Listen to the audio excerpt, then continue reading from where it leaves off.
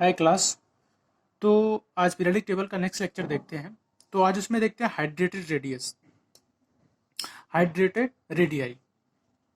देखो वो क्या होता है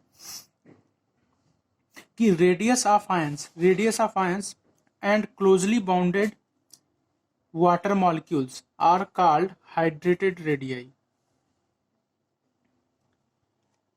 देखो जो आयंस हैं वो वाटर के मॉलिक्यूल के साथ बंधे हुए हैं, तो उनसे जो रेडियस बनेगी, जैसे मैंने एक एग्जांपल ले लिया है कि ये देखो, ये जो रेडियस है ये क्या है, हाइड्रेटेड रेडियस। मैंने क्या किया कि NaCl लिया, NaCl को क्या किया, पानी में डाल दिया, तो उसके आयन से NaCl था, तो NaCl जब पानी में डालेंगे तो क्या होगा, ये Na प्लस और Cl माइनस में टूट जाएंगे। तो ये NaCl और Cl माइनस क्या होगा, Na प्लस और Cl माइनस क्या होगा, पानी में अलग अलग जगह हो जाएगा, और H2O जो है वो किसमें टूट जाएगा, H प्लस और OH माइनस में। ठीक है, तो अब इनके कॉम्बिनेशन से जो रेडियस नया बनेगा उसको बोलते हैं हाइड्रेटेड रेडियस। मतलब हाइड्रेटेड मीन्स, हाइड्रेट मतलब वैसा ही होता है कि पानी है ना, हाइड्रेशन होता है पानी, कुछ पानी से रिलेटेड। तो हाइड्रेटेड रेडियस क्या हो गया, तो आयंस के साथ जब क्लोजली बाउंडेड वाटर मॉलिक्यूल्स होते हैं तो उनसे जो रेडियस बनता है उसको बोलते हैं हाइड्रेटेड रेडियस। जैसे यही है कि Na प्लस हो गया, ये क्या है ये देखो पोलर मॉलिक्यूल्स है, ठीक है, polar molecules Na plus Cl minus, है ना। तो ये क्या हो गया, इसके चारों तरफ क्या हो गया, वो H प्लस OH माइनस क्या हो गया, मतलब एक तरह से इकट्ठा हो गया। ठीक है, तो इससे जो रेडियस बन रहा है ये यहां से लेके यहां तक, इस रेडियस को बोलते हैं हाइड्रेटेड रेडियस। देखो ये जो अंदर वाला सेल है, ये वाला सेल, ये जो अंदर है ये, इसको बोलते हैं इनर हाइड्रेटेड स्फीयर। जो बाहर वाला उसको बोलते हैं आउटर हाइड्रेशन स्फीयर। और ये क्या है, ये हाइड्रेटेड रेडियाई है। ठीक है, देखो कुछ चीजें ध्यान रखनी है हाइड्रेटेड रेडियाई में। देखो आयनिक रेडियस क्या है, पीरियोडिक टेबल में टॉप टू बॉटम जाते हैं, नीचे से ऊपर से नीचे जाते हैं, तो जो आयनिक रेडियस होता है, आयनिक रेडियस हो क्या होगा, इंक्रीज होगा सिंपली। लेकिन हाइड्रेटेड रेडियस इसका जस्ट अपोजिट है, क्योंकि हाइड्रेटेड रेडियस जब नीचे जाएंगे, टॉप टू बॉटम जाएंगे तो क्या होगा, डिक्रीज होगा। ठीक है, तो आयनिक रेडियस जो है वो इनवर्सली प्रोपोर्शनल है किसके, हाइड्रेटेड रेडियस के। तो ये ध्यान रखना, आयनिक रेडियस नीचे जाने पे बढ़ता है तो हाइड्रेटेड रेडियस क्या होता है, नीचे जाने पे घटता है। क्यों, इसका रीजन ये है कि जब सेल दूर होता है, तो मेन जो एटम होता है उसके बीच में जो फोर्स ऑफ अट्रैक्शन होगा कम होगा ना, तो नीचे जाने पे जो हाइड्रेटेड रेडियस होता है वो कम होता जाता है। ठीक है, देखो आगे है कि ions larger in size with low charges bind water molecules less tightly and have smaller hydrated radius. देखो यही रीजन है कि आयंस जो है लार्जर साइज के होते हैं तो उनका लो चार्ज बाइंड हो जाता है।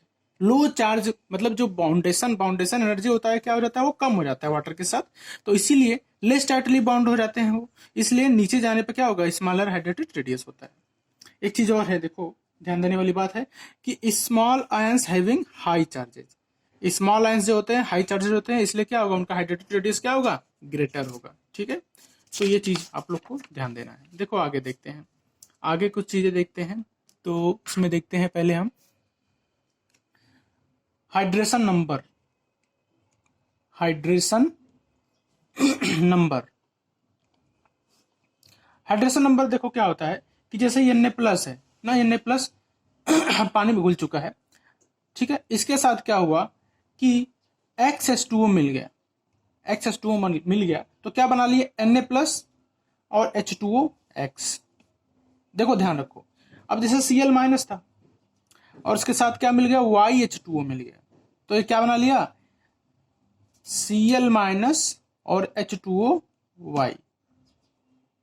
तो देखो क्या है, यक्स इक्वल टू यहाँ पे क्या है, जो यक्स है वो क्या है, hydration number of Na plus, hydration number of Na plus, ध्यान रखो। और जो Y है यहाँ पे, ये क्या है, hydration number of Cl minus. तो ये क्या होता है, जो यक्स का नंबर जो 1 2 3 4 जो भी रहेगा उसको क्या बोलेंगे, हाइड्रेशन नंबर। ठीक है, चलो अब ये हाइड्रेशन नंबर हो गया, तो चलो देखते हैं आगे hydration energy. Hydration energy.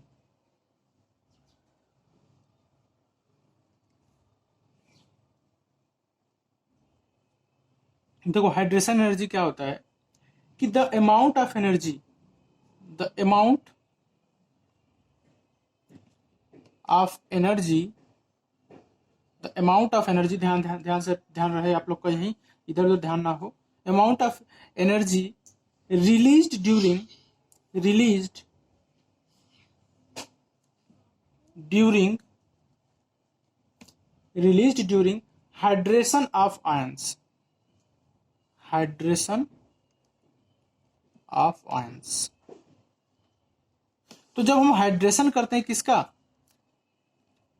Means water इसमें ऐड करते हैं, जब वाटर का रेडियस जैसे हो गया तो क्या होता है उसमें जो एनर्जी रिलीज होती है उसको बोलते हैं हाइड्रेशन एनर्जी। ठीक है, देखो जैसे आप लोग को WHO गोल होता है, ग्लूकोन डी होता है, उसमें मिक्स करते हैं तो उसमें क्या होता है एक एनर्जी रिलीज होती है, तो वही क्या हाइड्रेशन एनर्जी एक तरह से। ठीक है, hydrogen ion, the amount of energy release during the hydration of ions. तो आयंस के हाइड्रेशन होने से जो एनर्जी रिलीज होती है उसको बोलते हैं हाइड्रेशन एनर्जी।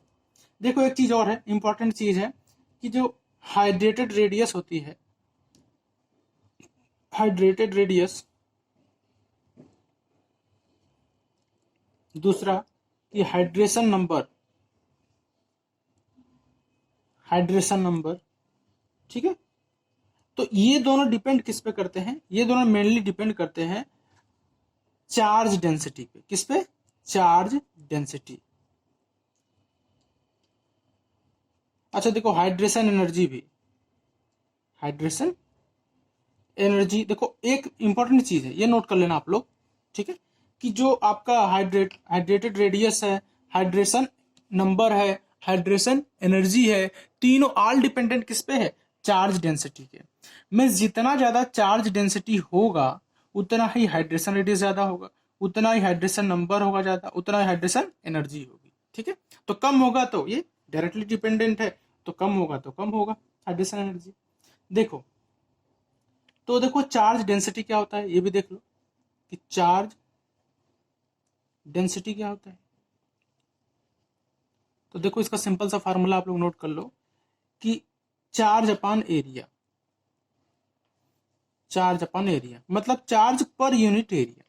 अगर सिंपली देखें कि चार्ज, कोई भी चार्ज किसी पर एरिया में कितना है ना, कितने एरिया में है, पर एरिया में कोई चार्ज है वो पर यूनिट एरिया में कितना है, तो उसी को क्या बोलते हैं, चार्ज डेंसिटी। ध्यान रखो। ठीक है, तो चार्ज डेंसिटी हो गया। तो आगे देखते हैं हम हाइड्रेशन एनर्जी या हाइड्रेशन रेडियस का सेम। देखो कुछ लिख लेते हैं, order of some ions, order of some ions of hydration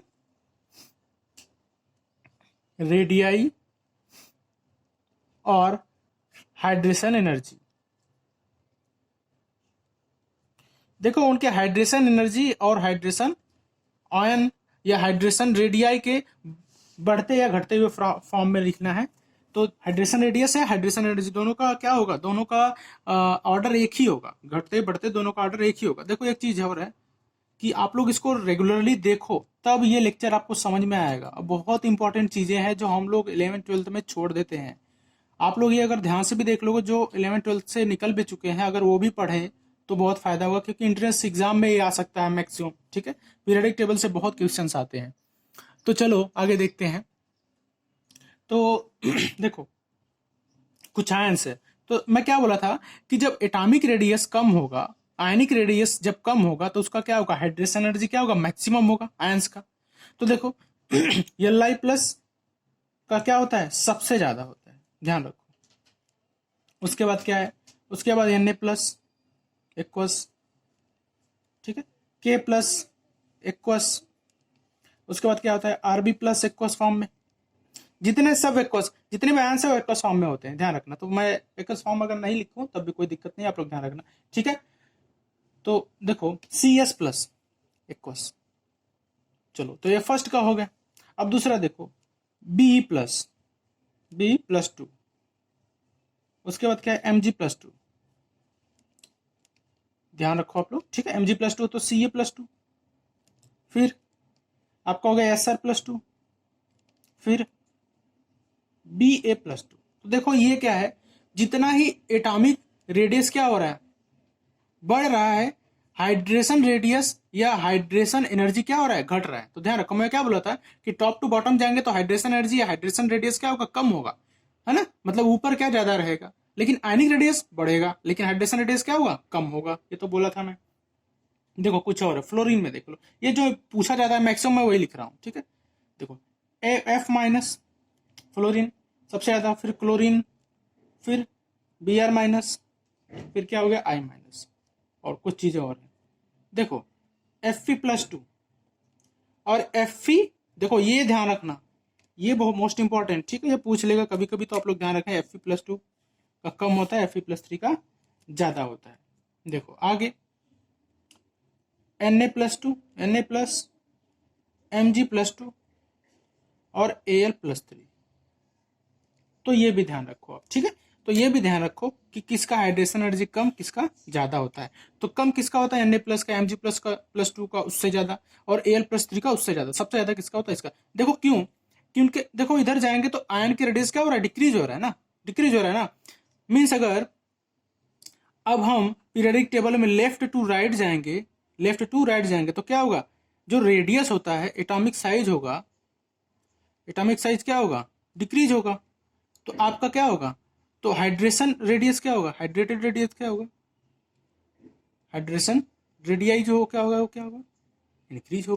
तो ध्यान रखो, लेफ्ट टू राइट जाएंगे तो हाइड्रेशन रेडियस क्या होगा, इंक्रीज होगा। तो ये भी बात आप लोग को ध्यान देना है। चलो ठीक है, आगे देखते हैं कुछ चीजें और। तो आई थिंक आप लोग एक देख लिए होगे, एक बार पॉज करके एक बार रिपीट करके आप लोग इसको देख लेना। चलो आगे देखते हैं। देखो आगे देखते हैं आयनिक मोबिलिटी, आगे देखते हैं आयनिक मोबिलिटी, आयनिक मोबिलिटी, मोबिलिटी। आयनिक मोबिलिटी क्या है, देखो देखो क्या है कि मूवमेंट ऑफ आयंस, जो आयंस हैं जो हम पानी में डाले वो आयंस में टूट गए, movement of ions, movement of ions वो क्या बोलते हैं, आयनिक मोबिलिटी। मोबिलिटी मतलब क्या होता है, घूमना इधर उधर। देखो मोबाइल मतलब क्या होना है, कोई चीज क्या हो रही है, मूव कर रही है, घूम रही है इधर उधर। तो आयनिक मोबिलिटी क्या है, आयंस का मूवमेंट। कोई आयंस है ना, आयंस है, उनका क्या हो रहा है, मूवमेंट हो रहा है। तो आयंस का मूवमेंट जो होता है उसको क्या बोलते हैं, आयनिक मोबिलिटी, ठीक है।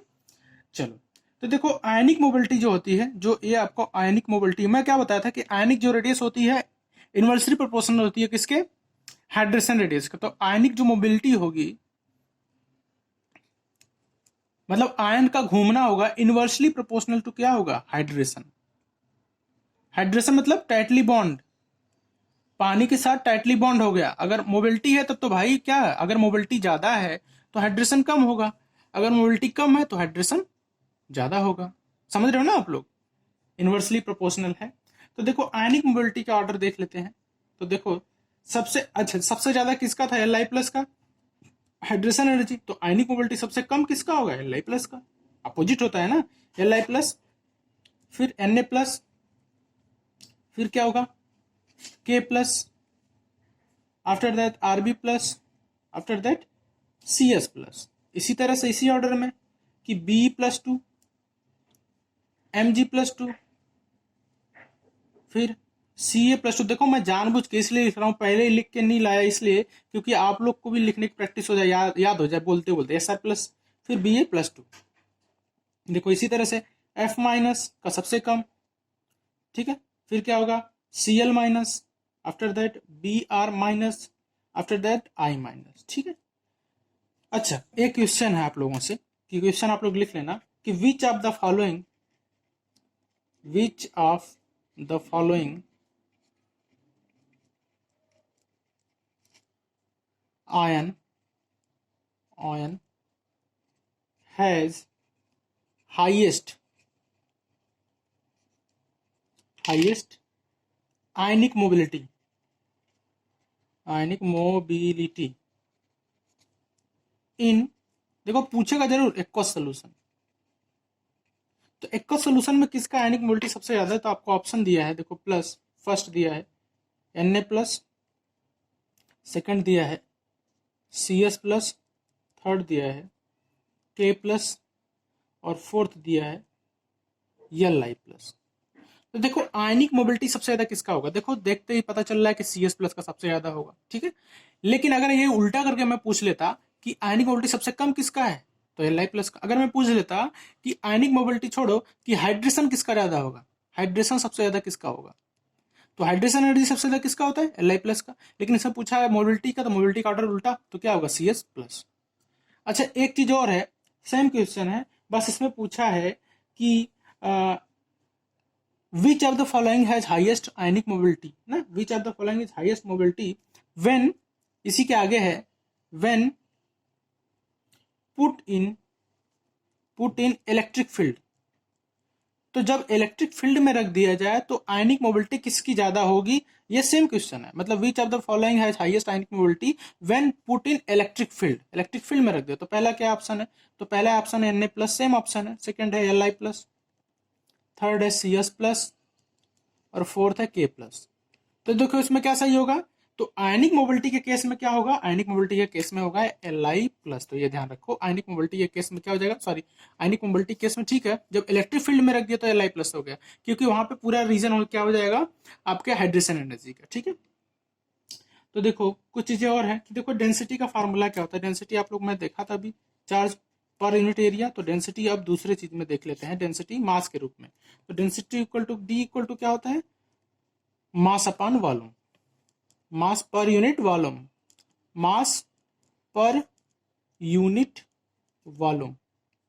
तो मास पर यूनिट वॉल्यूम क्या हो गया आपका, डेंसिटी हो गया, मास पर यूनिट वॉल्यूम आपका हो गया डेंसिटी, ठीक है। तो चलो आगे देखते हैं। तो देखो इसका यूनिट क्या होता है, इस डेंसिटी का यूनिट क्या होता है, तो देखो यूनिट अलग अलग सी चीजें, ग्राम पर ml, ठीक है, ग्राम पर cc, ठीक है, और केजी पर मीटर की। तो ध्यान रखना इसका क्या है, डेंसिटी का ये यूनिट है, ठीक।